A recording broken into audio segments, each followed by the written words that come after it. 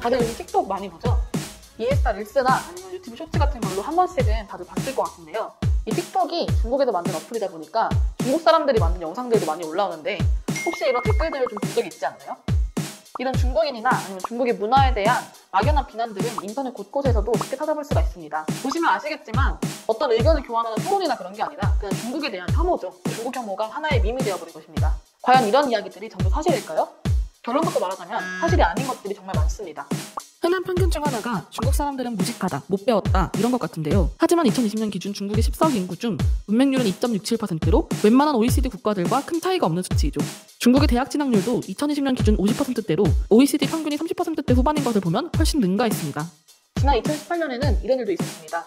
중국의 배우 판빙빙 아시나요? 중국에서 되게 대표적인 여배우 중에 한 명이라고 볼 수 있는데요. 이런 판빙빙이 3개월째 공식 석상에서 모습을 보이지 않자 이 판빙빙이 공산당에 찍혀가지고 구금당한 것이다. 아니면 고위 관료 상접대 요구를 거절해서 지금 감금당해 있다. 이런 온갖 흉흉한 썰이 돌았습니다.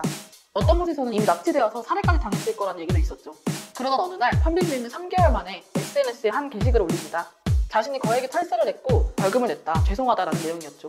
그런데 이에도 판빙빙이 협박받아서 글을 올린 게 아니냐는 그런 의혹들이 끊이지 않았습니다. 사회적인 무리를 일으킨 연예인이 자숙하고 사과문을 올리는 것이 이상한 일인가요? 자, 이쯤에서 우리 다시 한번 고민해볼까요?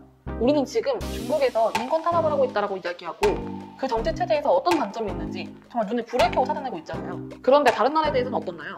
노숙자가 350만 명이 넘고 마약 중독으로 5만 명이 넘게 죽는 나라, 그리고 의료보험이 없어서 사람이 감기나 충치 때문에 죽을 수 있는 나라, 바로 미국입니다.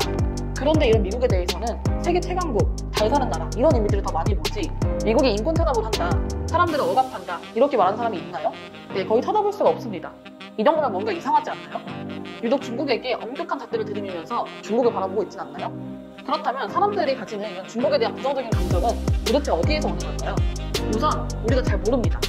우리가 중국이 어떤 사회인지, 어떤 역사적인 문화를 갖고 있는지, 그렇게 어떤 문화가 형성되어 왔는지를 잘 모른다는 거죠.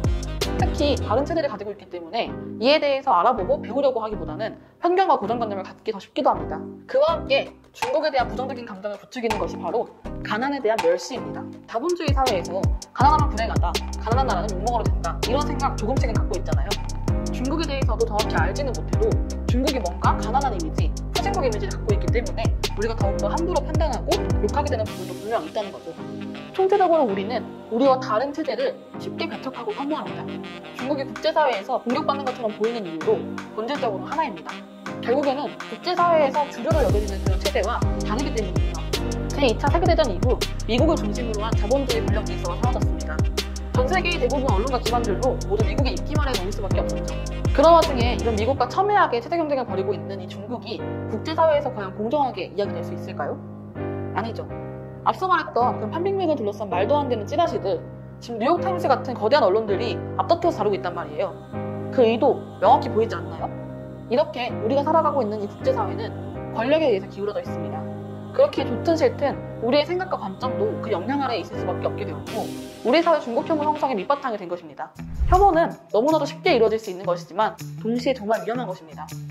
우리의 시야를 흐리게 하고 객관적인 판단을 하기 어렵게 만들면서 다른 사람들을 상처입힙니다. 그렇기 때문에 우리는 우리가 평소에 당연하게 생각하고 있던 것들에 대해서 혹시나 우리의 차별적인 시선에 개입되어 있지는 않은지, 색안경을 끼고 보고 있지는 않은지 나를 세워서 경계해야 합니다. 동시에 우리가 가지고 있는 이 혐오의 정서에서 벗어나서 상대방을 그 자체로 이해하고 존중하는 법을 배워야 할 것입니다. 네, 오늘은 이렇게 중국 혐오에 대해서 좀 다른 시각으로 한번 바라보았는데요. 평소에 자기가 고민해봤던 걸 수도 있고 아니면 생각해보지 못했던 방향일 수도 있는데 이 영상을 보고 한 번 더 새롭게 고민해보는 그런 계기가 되었으면 좋겠습니다. 저희는 다음에 새로운 주제로 다시 찾아오겠습니다. 구독과 좋아요도 꼭 눌러주세요.